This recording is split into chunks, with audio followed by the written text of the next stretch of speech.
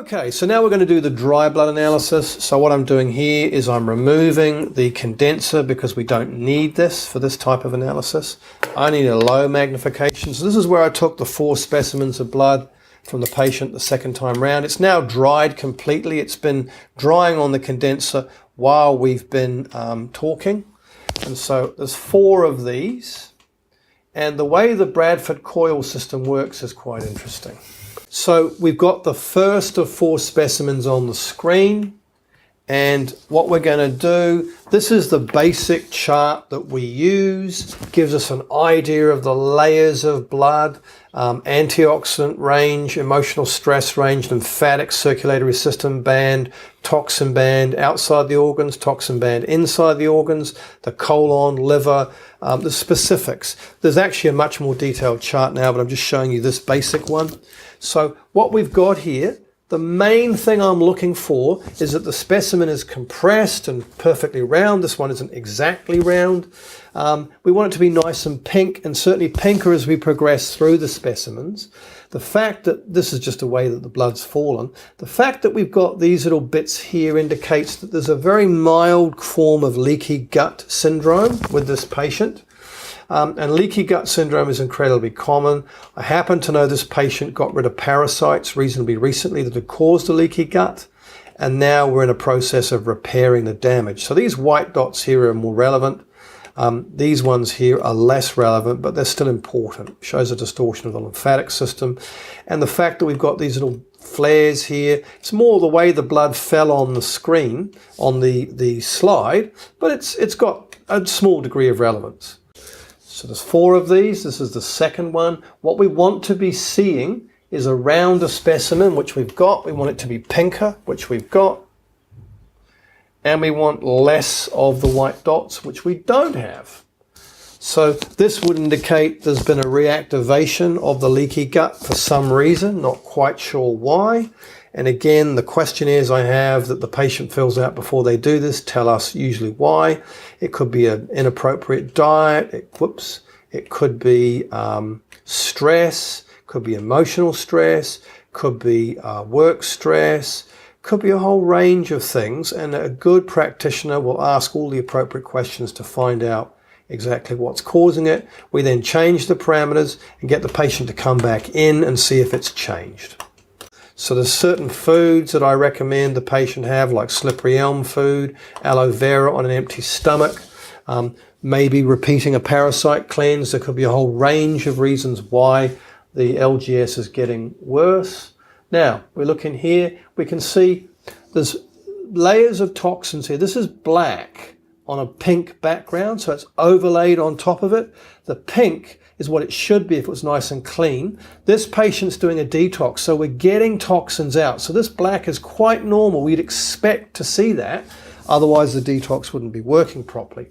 However, the size and location of the white debris field inside the specimen indicates the leaky gut is, in fact, getting worse, which is very interesting. So we would then correct the patient's diet and lifestyle, instigate a stronger leaky gut healing program. This is by far the #1 sign that we're seeing in this patient's blood, and we want to correct it. So this is specimen number 3. So we're going to save that. Now the last one is probably the most relevant one. And again, you can see quite an interesting development here.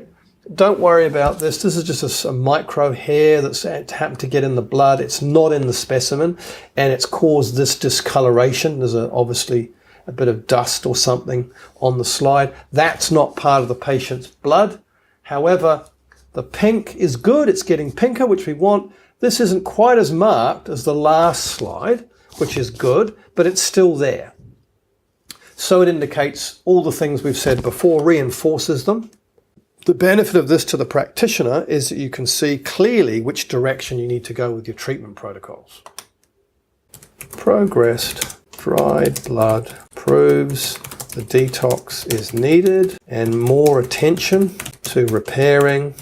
In this case, the LGS is needed with this patient. So we're going to give them slippery elm food, a product called glutagenics, and we'd also give the person aloe vera juice on an empty stomach, first and last things, for at least 1 calendar month, and we would retest the blood in that month to make sure that we had got changes.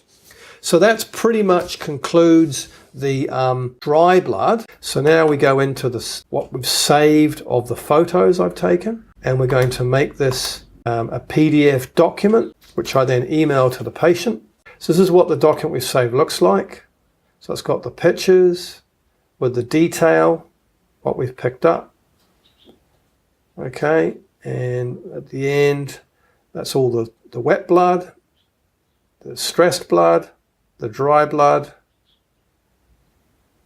So you can see the progression. If we look here, this is the beauty of having the report. That was the first blood, second, third, fourth, just to reinforce what's going on, get slightly bigger as we go through. And then all my comments in the bottom. So that's what the report is that gets sent out to the patient. And that basically is a Hemaview live blood analysis done by me, David Holden. Very thorough, very comprehensive. To do both sets of bloods takes 45 minutes. Okay, so now you've seen the wet and the dry blood analysis, the Bradford coil system. So you can see how I combine the two together. So what does it cost? How long does it take? The wet blood analysis alone, and to write up the reports and email them to you, is half an hour. And I charge 15 New Zealand dollars for the test, plus my time at my hourly rate, and it's half of the hour. The dry blood analysis takes an extra 15 minutes to perform, and then it's attached to the report and sent off. And you'll also get my suggestions written up in that report. So that's basically how the system operates. I hope that's been of help to you. I find this an invaluable tool for working with patients on two levels. Those that come in that are really well and want to stay that way and want wellness, longevity, and anti-aging work. And that's a big part of what I do. Also, cancer patients, diabetes, heart disease, arthritis, a wide range of medically diagnosed conditions, basically. We find a Hemaview blood analysis, the way I do it, gives us a very detailed look at what's going on inside the person. We can correct with good quality nutrition, diet, lifestyle, exercise, etc., good naturopathic lifestyle-based medicine. And then from that, we get the person to come in minimum 2 weeks for a seriously ill cancer patient, or a month for people who are not so seriously ill, or for wellness patients every quarter, just to make sure they're on track, their blood's changing, they're getting the results they want, and we know there's no pathologies developing in their system. So that's basically Hemaview blood analysis a la David Holden. So I hope that's been of help to you, and if you want to take advantage of this service, please book at the detailed numbers below. Thank you. Bye for now.